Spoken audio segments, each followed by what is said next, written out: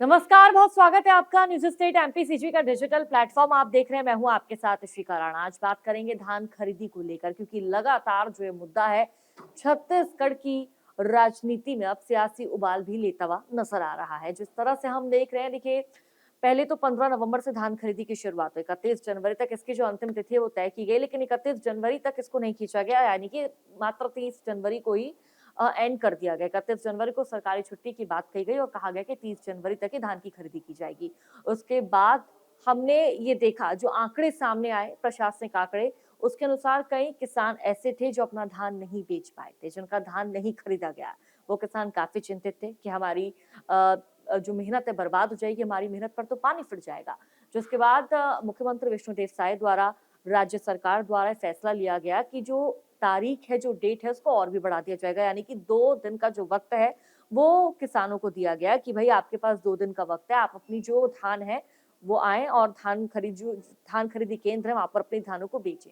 लेकिन जो तस्वीरें फिलहाल सामने आ रही है वो तस्वीरें काफी ज्यादा निराशजनक है, चिंताजनक है, क्योंकि किसानों का धान अभी भी नहीं बिक पाया है, किसानों का धान अभी भी खरीदा नहीं गया है। देखिए, समर्थन मूल्य पर धान की खरीदी के लिए राज्य सरकार ने 2 दिन का वक्त दिया और इस 2 दिन में मात्र 1009 किसानों ने 38,384 क्विंटल धान ही बेचा है।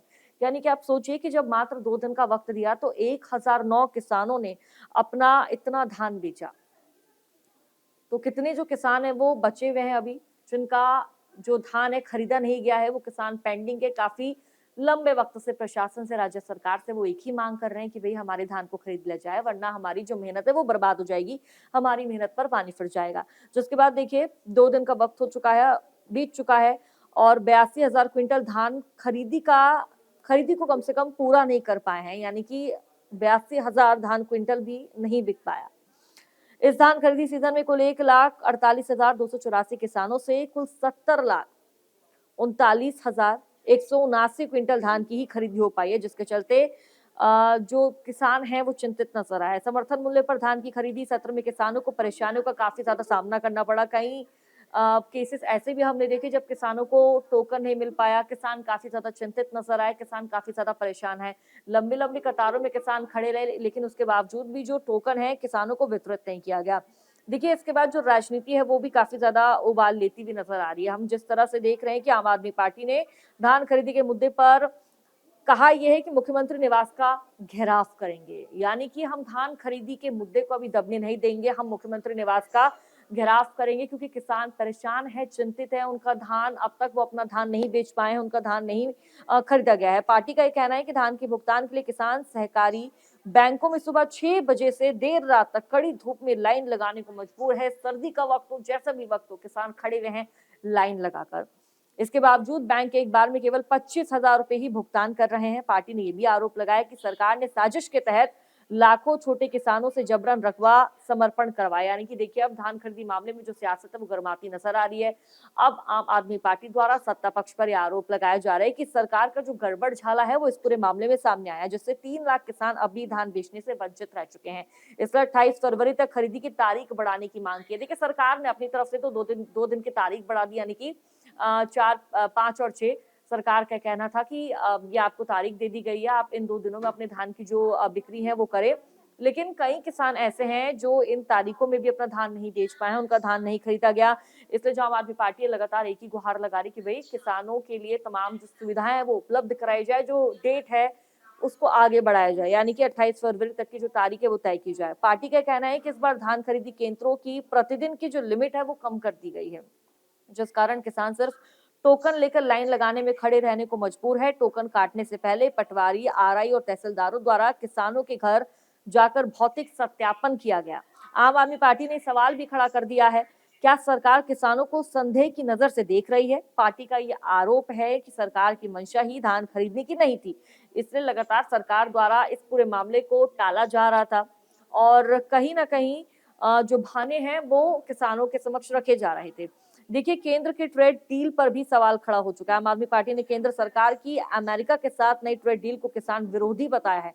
पार्टी का ये कहना है कि समझौते से अमेरिका की कृषि और डेयरी उत्पाद सस्ते दामों पर भारत में आएंगे, जिससे देश की कृषि व्यवस्था और किसानों को भारी नुकसान होगा। ये खबर की जानकारी हमने आपको दी, लेकिन अब आपको इस बारे में भी जानकारी देंगे कि जो धान खरीदी है, अगर बात हम छत्तीसगढ़ की करें तो किस क्षेत्र में सबसे ज्यादा हुई है, किस जिले के किसानों ने इस बार बाजी मारी है?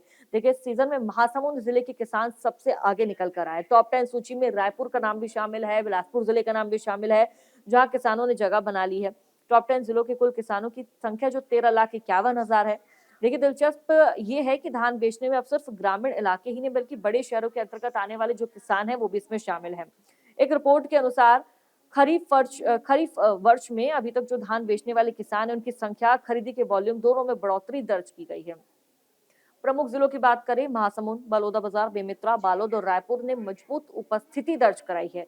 धान खरीदी के लिए राज्य में कुल 23,43,169 किसानों ने रजिस्ट्रेशन कराया, जिसमें छोटे से लेकर बड़े किसान शामिल रहे। 25 लाख से अधिक किसान धान विक्रय में उनकी जो मौजूदगी है वो देखने को मिली। धान खरीदी के एवज में देखिए, अब तक किसानों को 30,000 करोड़ से अधिक का जो भुगतान है वो किया जा चुका है। यानी कि देखिए, भारी भरकम हम इस संख्या बोल सकते हैं कि किसानों ने जो अपनी धान है वो बेची है, किसानों की धानों को खरीदा गया है। लेकिन अभी भी कई जो किसान है वंचित है, जिसके चलते किसान परेशान है। ये भी जानकारी सामने आ रही है कि 3100 रुपए प्रति क्विंटल के हिसाब से अंतर की राशि भी इसी महीने प्रदान कर दी जाएगी। यानी कि कई किसान ऐसे हैं जिन्होंने धान बेची, अपनी जो धान बेचने में नंबर 1 जिला रहा, देखिए वो तो महासमुंद निकलकर सामने आया। यहाँ के जो किसान है वो सबसे आगे रहे, इन्होंने बाजी मारी है और इन किसानों ने टॉप 10 लिस्ट में अपनी जगह बनाई है। देखिए, जो ये टोटल किसान है, इन किसानों की संख्या 13,51,000 पे रही है, लेकिन 13,51,000 रही है। लेकिन ये आप देखिए कि कई किसान ऐसे भी हैं जो अभी भी परेशान हैं। सरकार ने 2 दिन का वक्त दिया कि ठीक है, हम तारीख को आगे बढ़ाते हैं, 2 दिन का वक्त देते हैं आपको और आप अपनी जो आपकी धान है उसको धान खरीदी केंद्र में बेचें। लेकिन उसके बावजूद भी 1009 ही किसानों की धान बिक पाई है। किसान चिंतित है, परेशान है। दूसरी तरफ जो विपक्ष है, विपक्ष लगातार सत्ता पक्ष पर ये आरोप लगा रहा है राजनीति इस पूरे मामले में हो रही है और सत्ता पक्ष का जो विपक्ष है, विपक्ष का कहना है कि सत्ता पक्ष की मंशा ही नहीं है धान को खरीदने की, इसलिए ही जो सत्ता पक्ष लगातार बहाने बना रहा है किसानों के समक्ष। लेकिन अब देखना होगा, जो आम आदमी पार्टी कह रही है कि भाई 28 फरवरी तक जो डेट है वो बढ़ाई जाए, आगे करी जाए। अब क्या फैसला लिया जाएगा प्रशासन द्वारा, राज्य सरकार द्वारा, और ऐसे में किसानों को राहत कब तक मिलेगी? आपके मोबाइल पर तुरंत आएगी ब्रेकिंग न्यूज, स्क्रीन पर सबसे पहले दिखेगी बड़ी खबर, देश दुनिया की हर खबर एक जगह। अब आपके मोबाइल पर तुरंत फटाफट इंस्टॉल कीजिए न्यूज नेशन ऐप और रखिए खुद को अपडेट।